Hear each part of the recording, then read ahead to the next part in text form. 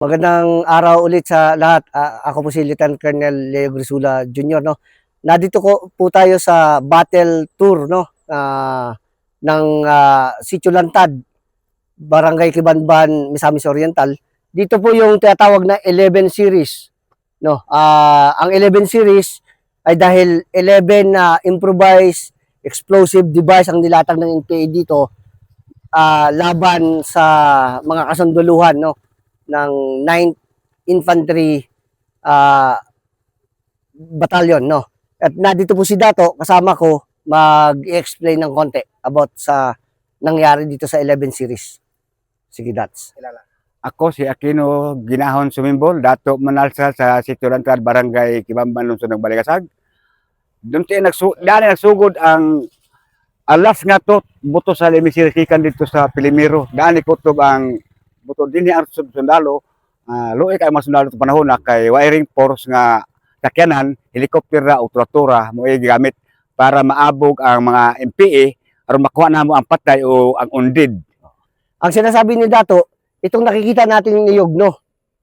Diyan huminto yung huling putok ng tinatawag na 11 series.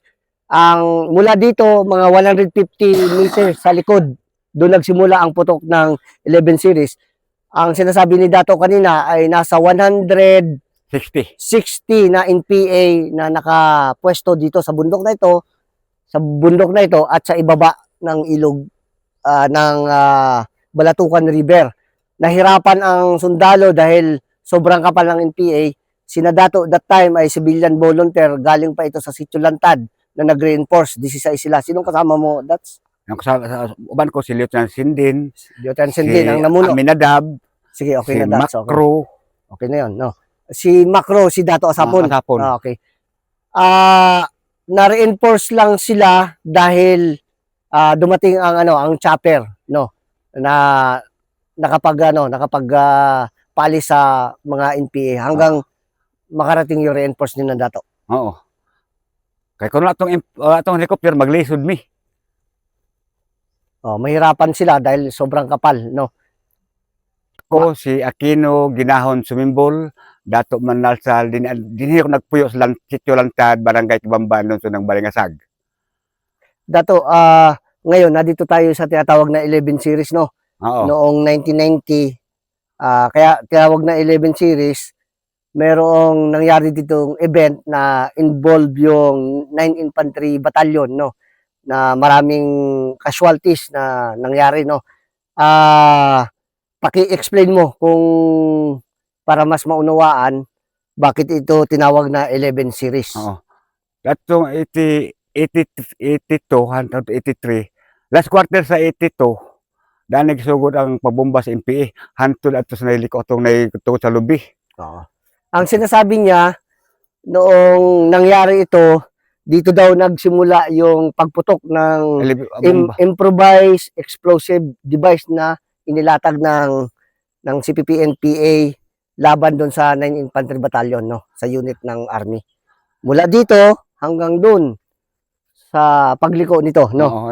Kutob diha dalang tungod sa lubi. Sige, Dats. Na mga sundalo nga nasamblan, na patay. Security ko atdo kadto man ko dapit na una man ko dito kay tabo man may kalantad, kay reinforce man may na wala na maka-apel sa Pinusilay. Si Dato ay nung panahon na yun ay civilian volunteers. Nung nangyari nasa Lantad siya. Oo. Sila ang nag-reinforce dito nung pagputok sa landmine. Kami nag-over to ni Lieutenant Sindin. Ay panahon na. So i-explain mo, Dato, paliwanag mo saan yung latag ng ng IED tsaka latag ng NPA. Dana isa dito.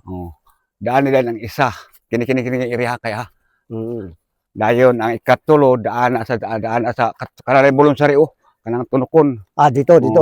Kanang ikatulo. So basically ang layo ng mga IED mga taglima ka pa. 5 dipa ng tao. Di ato lay kanang dapita kanang tong anak ng kahoy tungod.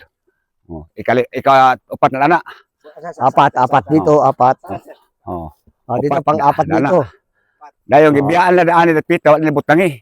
Hindi nila nilagyan daw dito. Wala ilinagay dito na evidence landmine. Oo.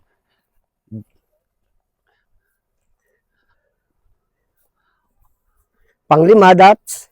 Dani. Dito na ang panglima. Dinhi ikalima dani Portion na nakita ito. ko. Dani gikan lima dani. Ah, Sunod-sunod lang pa yun to. Pero gilagyo nila sir, lagyo na. malayo na ang pang-pito. Oo. Dinha na napit nato na pito katong na natong bulong nga sakyanan. Ana na tubig o diha na sila gibutang.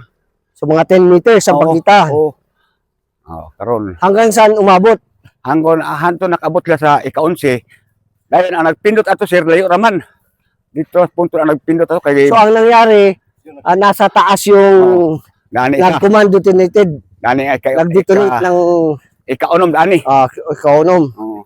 Oh, Oh, layo kayo eh. Dayon ang ikawalo dani kini wa man ni matando nga bato kini. Wala man ni matando nga bato. Yeah, Ay, kawalo na, ani. Dandan lang tayo, Dats. Dandan. Walo. Dani ay pito. Inay lang tayo, Dats. Inay lang. Wala na dani labutangi dani. Wala na. Wala na butangi. Hindi rin sila naglagay dito. Wala na. So saan yung ikawalo na? Dani. Dito. Ikawalo.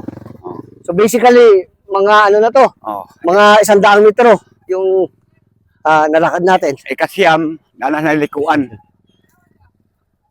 Ikasyam, dito. Oo. Kanang pag-anak gini ho. Dani lapit. Bangin, gilid. Ikasyam dani. Kini area ikasyam. Ikasyam.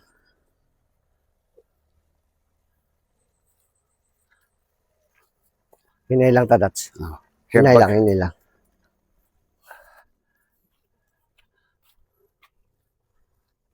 Ikapulo, 10. Luyo. Sa ikot. Oh. Hmm. Oh. Mahaba Dito, sir. masyado dito. Oh. Ika-11, yung tapat na ng nyug. Yun. Malapit ng nyug. Ang ika-11. Yes. Kung titingnan natin yung terreno, napakatalino nung paglatag ng IED. And kung mangyayari man yan, nakita natin tong pangpang, no choice ang sundalo kundi tumalon dito, no? Kung medyo mababaw, swerte. Kung hindi, talagang diretso ka sa baba. So, ang magiging resulta talaga nito ay matinding debacle, no? Sige, Dats, ano pa yung Sa una, kwento mo? tungkol dito ikan sa- dani kami reinforcement dito. Ubang ko si Lieutenant Sindin. Igo may kabutan ni amon himo kasagbuton man wa man ngani, samplawero man reinforcement dala ang mga katong samdan dala sa ubos. Dala. Ang uban katong Hindi, nung pagkatapos dato, pagkahuman na magbuto, naapay mga putok ng baril. ana apa banatan ni pusil ani. Asa nakatayo yung mga Dala NPA? ato na sagyan ana to. Diyan sa burol na yan. Din hidayon si ani si Bon ani. Meron din dito sa Toktok. Oh, din hidayon sa kon dali Mga ilan yung nag-ambush dato? Mga Kuwan. ilang katao? 46 kabuk. Ang dito lang sa taas. Mm. Tapos sinasabi mo kanina, Ang din sa baba, mayroon pa dito tanan mga pa diha. Kay kuan man to sila kabuk ang din NPA. kuan sa kabuk. Tanan. Gagihap-ihap namo. 160 sila kabuk apil na ang bukin o agusan. Apil na nila 160 kabuk. 160. 160 sila kabuk. 160. Ang nag-ambos kana na ang lugar kana. So, mula sa Lantan, naglakad kayo, ang approach nyo, kinuha nyo muna yung bundok na yan. Oh. May agi diha nga isa ka tropa diha. Kay gubat sa diha, gubat pinusilasat sabay lang si Kurski. Mayroong reinforcement na ng Sikorsky, air traktura, support. Banatan diha. Nawala sila dito sa ambak dugyungan. Dito So, kami inabot pa ito ng air support? abot. Kami dito may diha may dagan diha. Abot mi dinhi. Daghan na luoy na kayo mga kauban ni sundalo, kapgo luoy na kayo. Ang nahitabo, Ang sinasabi ni Dato, nung mapuntahan nila dito, grabing nakakaawa na ang kalagayan ng mga sundalo at kabgo. katong patay, gipasagdan sa namo, kani manog. Gisiguro namo tong buhi. Inunan ninyo yung buhay. Ang buhay. Oo. Dala mo sa ubos. Binaba Ginapakan nila, helicopter binaba diha nila. sa Anong gamit yung binuhat lang talaga? lahong kawayan. Ilan Ako- kayo nag-reinforce? Kuan may kabuk 16. 16. Oh, na si Lieutenant Sindin, na yung mga sundalo, na kami na kapgo Dami pa rin na na-enkwentro nyo. Kung 16 lang kayo. Wala na mo na wala kontra diha. Umalis na kasi Oo, alis na. binumba na ng Banata may helicopter diha. ng Banatan. helicopter. Oh, wala na diha. Diretso mi dinhi.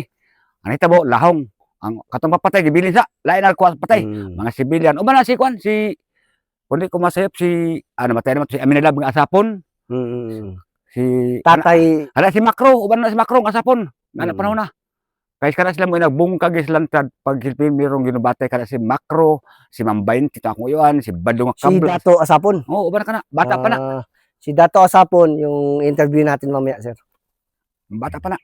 Ay PMR ng Balingasag ngayon. Oh. Pero ngayon, Lion, tingnan mo nga gaano ka-guerrilla zone. Sa gaano ba tong katindi Ah, na guerrilla zone to? Sir, lumaki man tayo sa sir, sa field na makita natin. Kaya tinawag siguro talaga itong Little Vietnam, sir.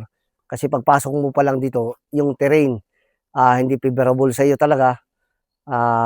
Tatlo lang pamimilian mong approach, sir, eh. Whether mag-iilog ka or maglalaging road. Choices na ng tactical leader yan, sir. Or airborne, pwede, sir. Or pinaka talagang approach, galing ka dun sa taas ng Mount Balatukan, sir. Pababa ka dito, sir. History to. Yes, sir. Ang Mount Balatukan, sir, is 2,450 elevation niya, meters above sea level. Napaka challenging din, sir. So again, nandito tayo sa ilang kilometers pa tayo dato. So, nandito tayo sa Sa lantad. 11 series, no? Approaching na tayo sa Sitio Lantad ng Oo. Barangay Kibanban. Oo. Mga ano na lang to, sir? Mga 3 kilometers. Magkaana siguro. Ano that's? Oo. Yes, sir. Tuod. Nagtiwala siya, no? Kasi ang asawa niya,